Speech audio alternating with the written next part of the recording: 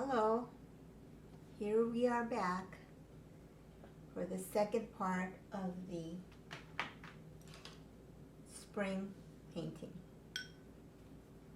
Alright, so I'm adding some of the blue to the sleeves because it's important to not have too much of the white canvas showing, because when we do the face, when we paint the face, it's going to be very important how the color reads.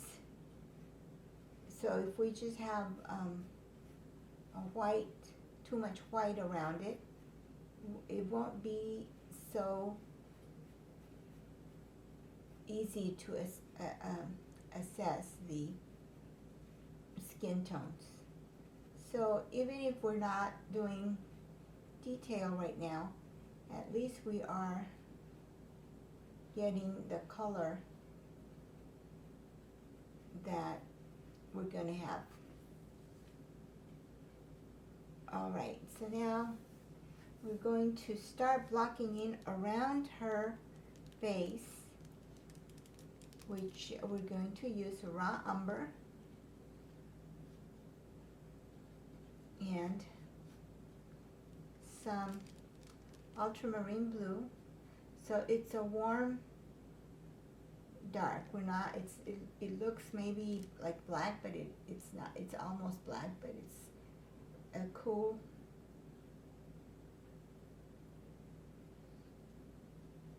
color. And again, Waterhouse did this for a reason, where he's really showing off that profile, the face. It's the most important part of this painting. And remember how we talk about how our eye is going to go to the darkest, the highest contrast.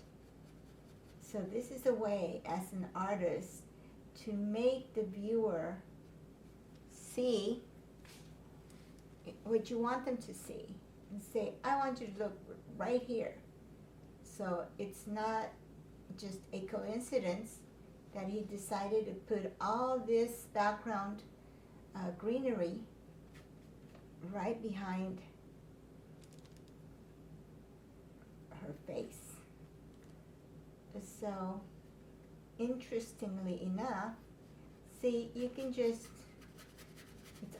it's out of focus foliage, so you don't be intimidated by it. Go ahead and just say, oh, it's just a darker value, as long as it's not pitch black.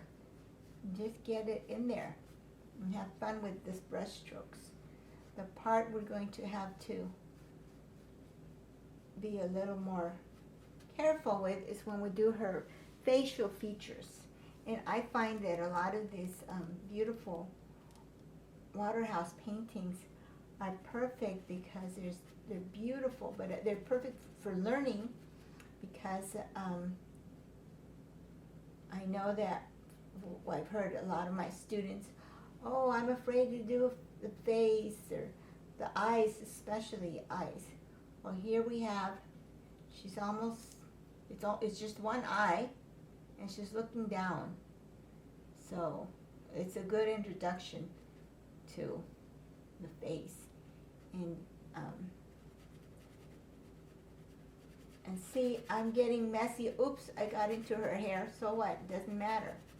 It's going to be okay.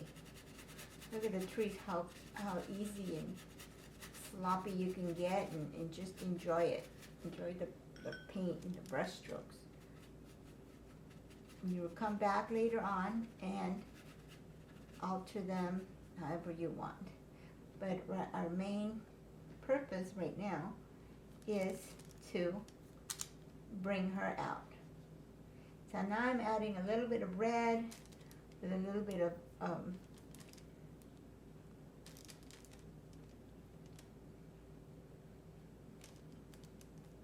yellow ochre, raw umber, so that the painting the foliage looks like it's not a solid darkness, but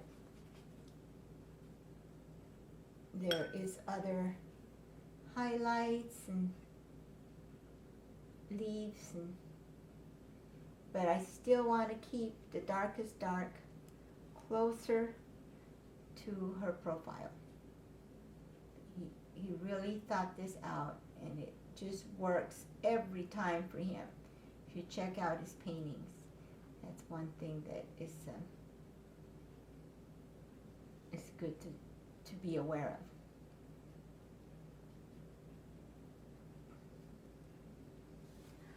of. All right, now the same thing right here in the neck area.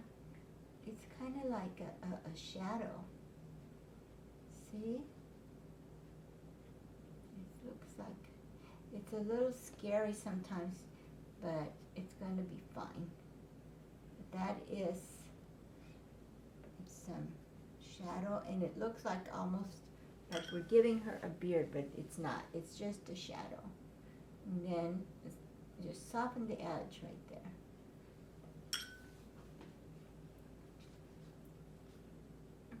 So I use that. I just used the same background color that I had here to shade her neck, but I just did it with a thinner amount of paint. It's thinner, and I did keep my canvas still with kind of wet in the back. I sprayed it with my water, and so I was able to keep that area of the canvas a little bit more friendly and receptive to the paint. All right, so now I'm going to get a little more color in this cheeks, and see, I'm not doing a definite contrast here between the hair and her. I'm still keeping that soft edge because I remember we don't want that helmet look, and it's so easy to get. So now I'm going to start adding a little red to the area where the eyes are, and the nose, the nostrils in here. Start bringing in the lips a little bit, a little red, just a tiny bit. Now this area over here where we did the shading for the neck is already drying. So I'm going to come in here with a little yellow ochre and some white, quite a bit of white, to start giving me the highlights in her face, right in this area where the cheekbone is. It's pretty light.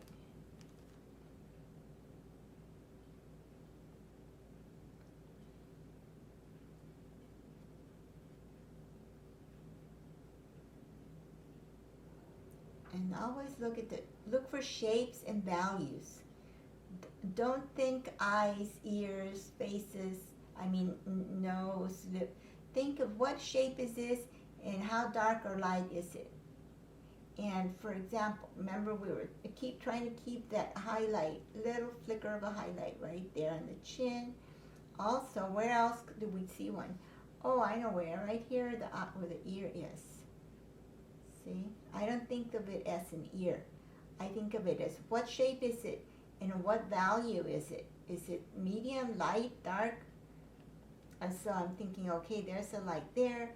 I lost my little flicker of in the chin area, but I can bring it back in there, like this. Okay, where else? Oh, in this area here. There's going to be some in the nose. And you just think of it as layering, building up the colors. Now, I'm going to leave this to dry for a little bit, and I'm going to start adding color to the hair. So I've seen different prints of this. Some of them she's very redhead, and some of them, but most of them are quite dark.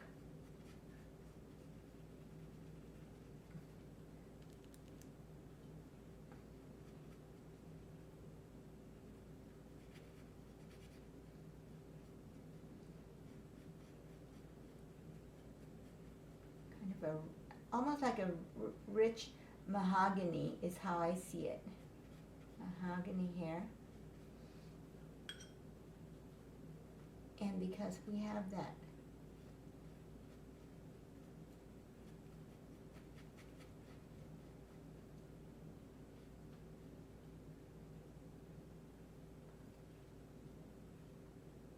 so we're building up the depth here, the color. Yeah, I still want to keep that really soft. I don't want to get too edgy in here, so it's still workable. See?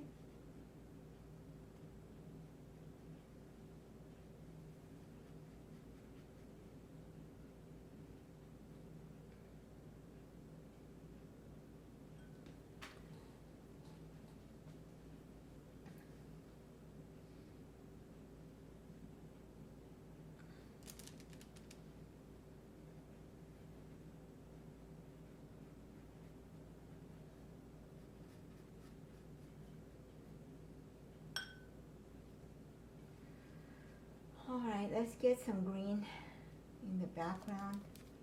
Some of that beautiful spring green that is right here. We got a little messy.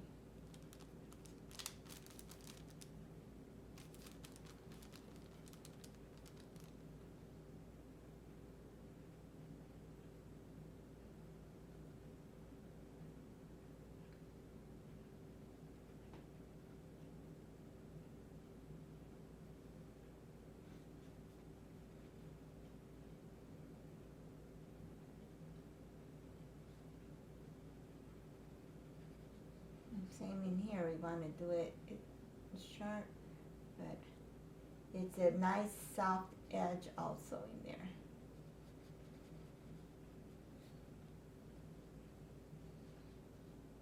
Now, up in here, it's starting to get quite light. Also, if you think about it, once you start thinking about this painting, you have the light against dark, and here you have it reversed, light against dark or dark against light. So the hair, you're going to get some of that right up against the hairline or the edge of her hair. There again, it's bringing out the fact that we want the emphasis in this area. So your eye is always going to go, whether it wants it or not, to the darkest dark and the lightest light contrast, which is right here. So that's a very important thing for you as an artist to know when you're designing a painting, to keep in mind. What do you want? Where do you want the artist, the public, or the eye to look at? Well, then you know what to do. And think about it, how to do it.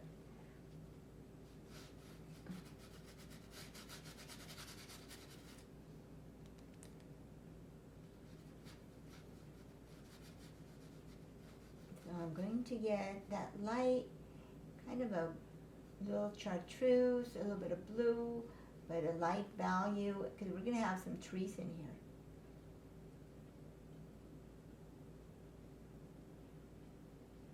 Still at this stage is we're still blocking in. We're not doing any detail yet.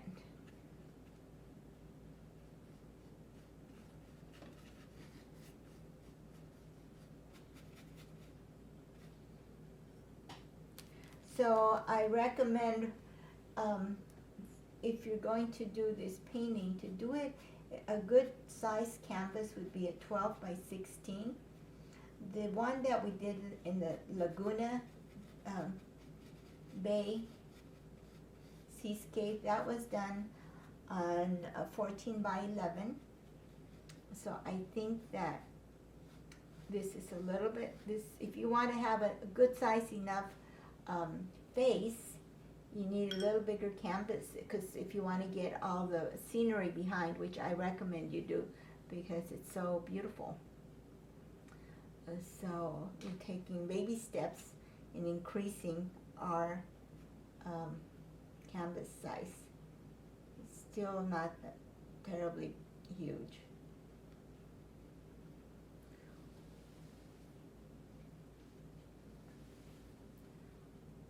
So I think this about is going to be it for this session, and I will come back tomorrow and continue with it.